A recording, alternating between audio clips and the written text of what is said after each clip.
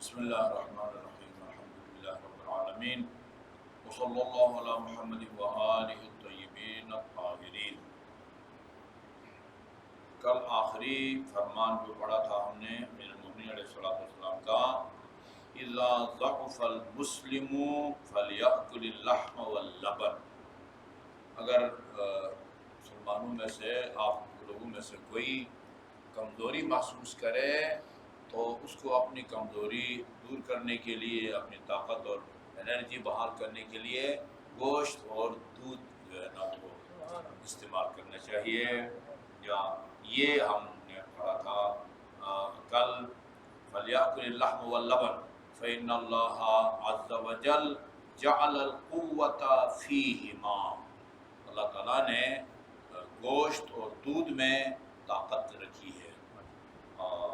یہ کل پڑھا تھا۔ آج فرماتے ہیں اذا اردتم الحج فتقدموا فی شر الحوائج ببعض ما یقویکم علی السفر، بعض سفر کے احتیاطی تدابیر کی طرف اشارہ کرتے ہیں۔ جب تم میں سے کوئی حج کے سفر کے لیے جائے، اور یہ صرف حج سے مخصوص نہیں ہے، یہ یعنی آپ کسی بھی سفر پہ جائیں، خصوصاً لمبے سفر پر، تو دوران سفر ممکنہ اور درپیش حالات کو مد نظر رکھتے ہوئے اپنے ساتھ کوئی ضرورت کی چیزیں، کوئی طاقت کی چیزیں جو ہے وہ ساتھ رکھو۔ ہم کافی عرصے سے وہ حج پہ جا رہے ہیں، اس میں ہم دیکھتے ہیں کہ ان معاملات میں خواتین بہت دور اندیش ہوتی ہیں۔ ان کے پرس میں جو ہے نا وہ بسکٹ وغیرہ بھی ہوتے ہیں، ڈرائی فروٹ وغیرہ ہوتے ہیں، وقتاً فوقتاً جو ہے نا وہ اپنے ساتھ، خصوصاً آج کل کے زمانے میں کسی کو شوگر ہے، کسی کو بی پی ہے، شوگر اچانک جو ہے نا وہ لو ہو جائے تو کوئی ٹافی لے لیتی ہے، کوئی کھجور کا دانہ، یہ ہر سفر کی بات ہے۔ اچھا فرماتا کہ جب تم حج کے لیے نکلو، حج کے سفر پر، تو لو اراد الخروج جا، تو اپنے ساتھ رکھو ایسی ضرورت کی چیزیں، خریدو آگے بڑھ کے جو سفر میں تمہارے لیے تقویت کے باعث بنے، طاقت کے باعث بنے، جو تمہارے لیے سفر میں جو ہے نا وہ متقشبر ہو۔ فإن اللہ عز وجل یقول، کیونکہ اللہ تعالیٰ کا فرمان ہے، یہ میں نے ابھی دیکھا ہے، یہ اللہ تعالیٰ کا فرمان یہ حج سے متعلق نہیں ہے۔ سورہ توبہ کی آیت نمبر 36 ہے، اس میں حج کے احکام بیان نہیں کیے، ایک جنرل بات کی ہے، وَلَوْ أَرَادُوا الْخُرُوجَ لَأَعَدُّوا لَهُ عُدَّةً، لوگ اگر اپنے گھروں سے نکلنے کا ارادہ کریں تو اس کے لیے تیاری کر کے نکلتے ہیں، یعنی سفر میں ممکنہ طور پر یعنی جن چیزوں کی ضرورت پڑتی ہے ان کو انسان اپنے ساتھ، اپنے ہمراہ رکھتا ہے۔ وَإِذَا جَلَسَ أَحَدُكُمْ فِي الشَّمْسِ، اب یہ خالص ایک طبی جو ہے نا اس کی طرف اشارہ کرتے ہیں، میں تو صرف ترجمہ کر سکتا ہوں، مزید جو تحقیق ہے یا ریسرچ ہے یا تسلی ہے وہ پھر ماہرین سے جو ہے نا ہم دریافت کریں۔ اس میں تو کوئی شک نہیں ہے کہ دھوپ میں بیٹھنا فائدہ مند ہے۔ میں 1900 کیا کہتے ہیں 88 یا وہ کیا کہتے ہیں 89 میں یا امریکہ گیا تھا، نیو یارک ایک مہینے کے لیے، 2090 میں یہ لندن گیا تھا۔ ادھر میں نے دیکھا کہ یہ جو گورے ہیں، وہ خواتین ہو یا مرد، وہ نکر پہن کے دھوپ میں جو ہے نا وہ لیٹے ہوتے ہیں۔ بعض کہتے ہیں کہ اپنا پتہ نہیں وہ وٹامن ڈی کھانے کے لیے ایسا کرتے ہیں، بعض کہتے ہیں پتہ نہیں وہ اپنا رنگ جو ہے نا کلر چینج کرنے کے لیے ایسا کرتے ہیں۔ یہاں فرماتے ہیں امیر المومنین کہ اذا جلس احدکم فی الشمس، تم میں سے اگر کوئی دھوپ میں بیٹھتا ہے، فلیستدبرها بظہرہ، دھوپ کی طرف منہ کر کے نہ بیٹھے، پشت کر کے بیٹھے، فإنها تظہر الداء الدفین، جو دھوپ ہے نا، دفین یعنی دفن شدہ، پوشیدہ، مخفی، یہ مخفی بیماریوں کو جو ہے نا وہ سورج باہر نکال لیتا ہے، ان کو وہ ظاہر کرتا ہے۔ لہٰذا جب بھی دھوپ میں بیٹھو ہمارا چہرہ دھوپ کی طرف نہیں ہونا چاہیے، پش کی طرف جو ہے نا وہ ہونا چاہیے۔ مزید تحقیق پھر ماہرین سے گورے کو 14 سال بعد پتہ لگا، ہاں گورے کو 1400 سال بعد پتہ لگا۔ جی ہاں، اچھا جی، تو فلیست بظاہری فإنها تظہر الداء الدفین، چونکہ دفین یہ امیر المومنین علیہ السلام نے یعنی نہج البلاغہ میں بھی انسان کی جو فطرت کے اندر پوشیدہ توحید کا جذبہ ہے نا، اس سے دفن شدہ اور پوشیدہ عقیدے کو ظاہر کرنے کے لیے جو ہے نا اللہ تعالیٰ نے نبیوں کو بھیجا ہے۔ یہ دفین کا لفظ وہاں امیر المومنین نے استعمال کیا ہے کہ تمہاری فطرت کے اندر جو پوشیدہ وہ ہے، آواز ہے توحید یا اللہ تعالیٰ کی معرفت، انبیاء آئے ہیں تاکہ لِيَخْرِجَكُم مِّنْ عبادت غیر اللہ الی عبادت اللہ، تاکہ غیر خدا کی جو تم عبادت کرتے ہو اس کو ترک کروا کے اللہ تعالیٰ کی عبادت کی طرف تم کو دعوت دیں، اور غیر خدا تو یہ دفین یعنی دفن شدہ، پوشیدہ، مضمر، یہ ان کو ظاہر کرتا ہے۔ وَإِذَا خَرَجْتُمْ حُجَّاجًا إِلَىٰ بَيْتِ اللَّهِ، اچھا،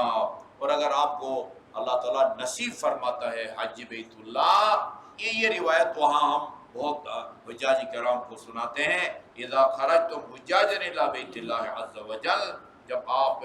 بیت اللہ کے حج کے لیے تشریف لے جاتے ہیں تو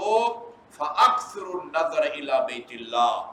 وہاں کثرت سے بیت اللہ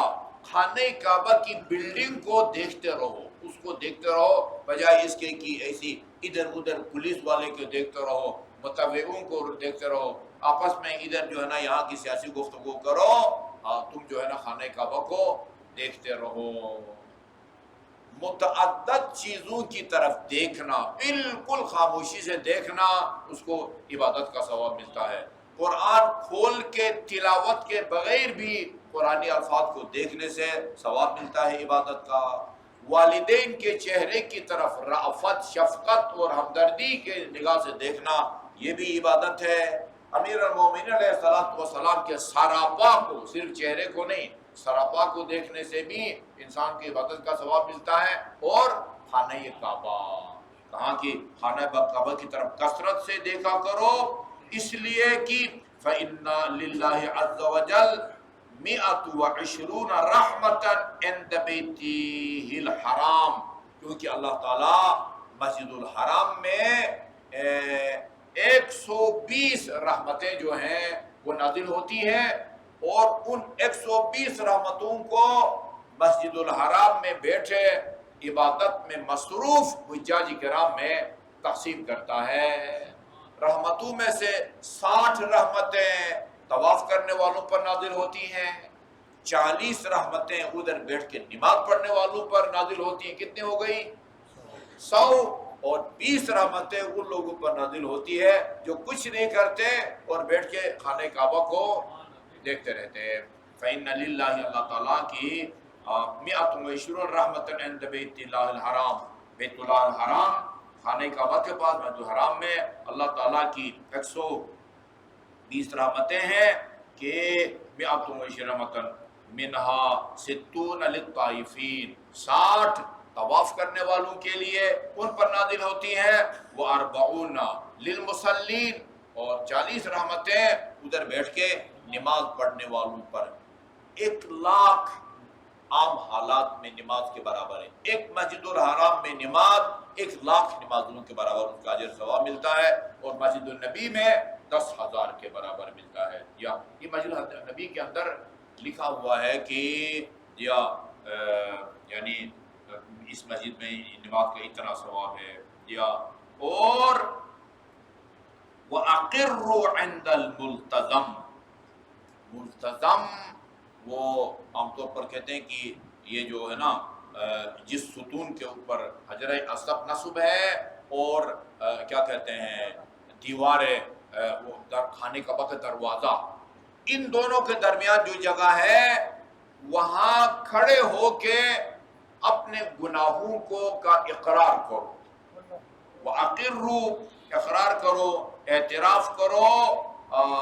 ملتزم مقام پر، بما حفظتم من ذنوبکم، جو گناہ تمہیں یاد ہیں ان کا بھی اقرار کرو وہاں بیٹھ کے اللہ تعالیٰ کی بارگاہ میں، چونکہ بخشش کا مقام ہے، وما لم تحفظوا، اور ان گناہوں کو بھی یاد کرو کہ جو تمہیں یاد نہیں ہے۔ اچھا، جو ہمیں یاد نہیں ہے ان کو کس طرح اقرار کریں؟ جو یاد نہیں ہے ان کا اقرار اور اعتراف کا طریقہ یہ ہے، وقولوا، اور یوں کہا کرو، وما حفظته علینا حفظتک ونسیناہ فاغفرہ لنا، جو تمہیں یاد ہے ان کا نام لو اور پھر کہو پالنے والے تیرے جو کرامن کاتبین ہیں نا، جو ادھر نوٹ کرتے ہیں، انہوں نے جو یاد کر رکھے ہیں وہ بھی، اور جو ہم کو یاد ہے جن کی لسٹ تیری بارگاہ میں بیان کر دی، ان سب کو معاف فرما۔ وقولو، اور اپنے گناہ کا بھی اعتراف کرو، اور اعتراف کرنے کے بعد کہو وما حفظت علینا حفظتک، حفظتک یعنی تیرے محافظ فرشتے جو ہمارے اعمال کو نوٹ کرتے ہیں، اس کا ریکارڈ رکھتے ہیں، یا وما لم یا ونسیناہ، مگر ہم بھول گئے ہیں، فاغفرہ لنا، ان سب ہمارے گناہوں کو بخش دے۔ فَإِنَّهُ مَنْ أَقَرَّ بِذَنبِهِ فِي ذَلِكَ الْمَوْضِعِ، جو آدمی اس جگہ کھڑے ہو کے اپنے گناہوں کا اقرار اور اعتراف کرے، جی ہاں، وَعَدَّهُ، گنے ایک ایک گناہ کو گنے، وَذَكَرَهُ، اور اس کو ذکر کرے، جی ہاں، وَاسْتَغْفَرَ اللَّهَ مِنْهُ، اور اللہ تعالیٰ سے طلب مغفرت کرے، کان حقا علی اللہ ان یغفر لہ، اس بندے کا خدا کے اوپر حق بنتا ہے کہ اللہ اس کے گناہوں کو معاف کرے۔ کان حقا علی اللہ، یعنی اس جگہ بیٹھ کے اپنے گناہوں کو یاد کرے، ایک ایک گناہ کا ذکر کرے، اور جو یاد نہیں ہے ان کے بارے میں کہے کہ وہ گناہ جو مجھے یاد نہیں ہے لیکن تیرے موکل فرشتوں کو یاد ہے اور انہوں نے ان کو محفوظ رکھا ہے، ان سب کو بخش دے، کیونکہ جو جگہ اس جگہ آدمی جا کے دعا مانگتا ہے، حقا علی اللہ ان یغفر لہ، وتقدموا بالدعاء قبل نزول البلاء، یا تفتح لکم ابواب السماء۔ اچھا جی، اسی طرح فرماتے ہیں کہ بلاؤں کے نازل ہونے سے عربی میں دو تعبیریں ہیں۔ کورونا کے موقع پر ایک چھوٹی سی کلپ بنائی تھی میں نے، اس میں یہ بیان کیا تھا، عربی میں ایک لفظ ہے دفع، ایک لفظ ہے رفع، یعنی بندہ آپ پرہیز کرتے ہیں اور پرہیز کر کے بیماری کو اپنے قریب نہیں آنے دیتے، اس کو دفع کہتے ہیں۔ بیماری لگ جانے کے بعد علاج کے ذریعے بیماری کو جو ہے نا وہ دور کرنے کو رفع کہتے ہیں۔ کہتے ہیں رفع سے دفع آسان ہوتا ہے، دفع آسان ہے، اسی لیے کہتے ہیں نا علاج سے پرہیز بہتر، کیونکہ پرہیز کے نتیجے میں بیماری کو آپ دفع کرتے ہیں۔ اردو میں ہے نا، یا دفع کرو، دفع کرو، یہ وہی دفع کرو ہے، ہاں، پر رکھو اس کو، ٹھیک ہے نا۔ علاج سے پرہیز بہتر، پرہیز کریں گے بیمار نہیں ہوں گی تو پھر جو ہے نا وہ علاج کی نوبت بھی نہیں آئے گی، وہ لاکھوں روپیہ ٹیسٹ کے اور ہزاروں روپیہ جو ہے وہ دوائیوں کے آپ کو نہیں دینے پڑیں گے۔ یا دفع آسان ہے، رفع مشکل ہے۔ وہاں میں نے بتایا تھا کہ یہ ماسک وغیرہ کے ذریعہ اس کا دفع آسان ہے، ایک مرتبہ پازیٹیو آ جائے پھر جو ہے نا بہت سارے ہمارے دوست رپورٹیں ان کی پازیٹیو کیا کہ نگیٹیو آ گئی، لیکن وہ بیماری اپنا کام کر گئی تھی اور بعد میں جو ہے نا وہ جان لیوا ثابت ہو گئی۔ بہت سارے دوست ہمارے کرنل غلام حسن نقوی صاحب، ان کی اہلیہ یعنی جو ہے نا بیمار ہو گئی تھی، متاثر تھی، علاج کرایا، جو بھی احتیاطی تدابیر ہوتی ہے، رپورٹ جو ہے نگیٹو آ گئی، لیکن بہرحال وہ اللہ کے پیارا ہو گئے رحمت اللہ علیہ۔ اس کے بعد پھر بتاتے ہیں 5 اوقات ہیں کہ جن اوقات میں اللہ تعالیٰ کی رحمت نازل ہوتی ہے. ان اوقات کو تلاش کرو اور اس وقت اللہ تعالیٰ سے طلب رحمت کرو. وصلی اللہ علی محمد و آلہ الطیبین الطاہرین.